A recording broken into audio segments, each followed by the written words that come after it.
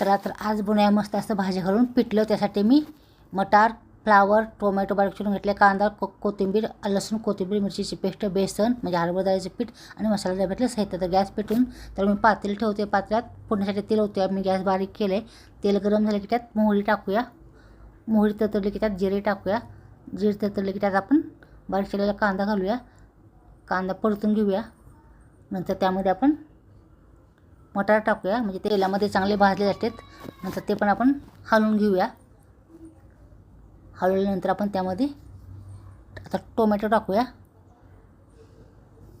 Tomato टाकल्यानंतर ते पण आपण चांगलं हलवून घेऊया. नंतर त्यात आपण फ्लावरचे तुकडे टाकूया. ते पण आपण हलवून घेऊया. तर तेलामध्ये चांगलं परतून घ्यायचं. बारीक गॅस करून लागेल तसं मोठा बारीक गॅस करायचं. नंतर त्यात आलं, लसूण, कोथिंबीर, खोबऱ्याची, मिरचीची पेस्ट टाकली. नंतर ते पण हलवून घेतले. त्याच्यात थोडीशी हळद टाकूया. चवीपुरतं मीठ टाकूया. नंतर ते हलवून घेऊया. चांगलं हलवून घ्यायचं. आता त्या पातेल्यावर आपण एक ताट ठेवूया. ताटामध्ये गरम पाणी होतं तर लवकर ती भाजी वाफळली जाते, म्हणून मी गरम पाणी ओतले. आता थोडा वेळानं ताट काढूया. तर बारीक गॅस करून ठेवलेलं परत हलवून घेऊया. परत थोडा अजून ताट ठेवूया.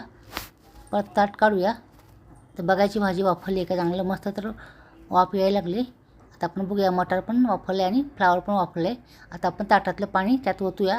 तुम्हाला जेवढं पिठलं करायचं तेवढं पाणी ओतायचं. त्यात मी पाणी ओतले.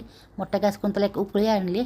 आता बारीक गॅस करूया आणि ते पातेलं आपण खाली उतरून घेऊया आणि त्यात आपण बेसन घालूया. तर मी खाली उतरून घेते पातेलं. आपल्याला जेवढं पिठलं बनवायचं आहे पातळ घट्ट त्याप्रमाणे आपल्याला बेसन घालायचं आहे. आता मी बेसन घातले. रवीनं आपण चांगले फिरवून घेऊया. पूर्ण डाळीच्या पिठाच्या गाठी फुटल्या पाहिजेत. एकसारखं हलवायचं रवीनं. चांगलं हलवून घेतले की परत आपण हे पातेलं गॅसवरती ठेवायचं. परत गॅसवरती ठेवूया आणि परत आपण रवीनं परत हलवून घेऊया. तर मी बारीक गॅस केलं आहे. आता आपण रवी बाजूला काढूया. चमच्याने बघूया पिठाच्या गुठळ्या सगळ्या फुटलेत का. तर मस्त झाले. आता ते आपण त्यात बारीक चिरलेली कोथिंबीर टाकूया आणि हलवून घेऊया.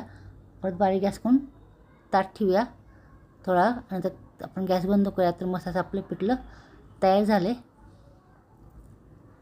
खायला एकदम मस्त लागते भाजी घातल्यामुळं. आता एका वाटीत काढून घेते. तुम्ही चपातीबरोबर, भाकरीवर किंवा भातावर खाऊ शकता. करायला एकदम सोपं आणि खायला एकदम टेस्टी आहे. त्याच्यावर मी खायला बाजरीची भाकरी बनवली आहे. तर जेवणाचं ताट करूया आपण. तर भाकरी आणि पिठलं वाढूया. तोंडी लावला काकडी आणि टोमॅटो, कांदा आणि शेंगदाणे ठेवलेत. आता आपण घास खाऊन बघूया. तर मस्त झाले.